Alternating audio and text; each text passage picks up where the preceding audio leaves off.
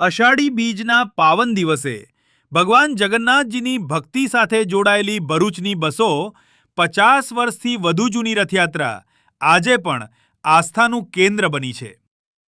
નર્મદાના કિનારે આવેલા ફુરજા બંદરેથી શરૂ થયેલી આ પરંપરાનો સંબંધ ઓડિશાના વેપારીઓ અને ભોઈ સમાજ સાથે જોડાયેલો હોવાનું માનવામાં આવે છે।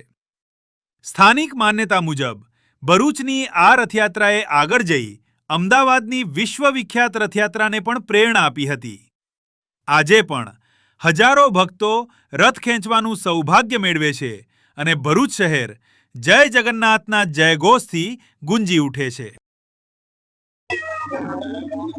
आज रोज भगवान जगन्नाथ जी ने रथयात्रा આજે લાલ કિલ્લા સુધી પહોંચી અને આખી રથયાત્રા શાંતિપૂર્ણ માહોલમાં ચાલી રહી છે।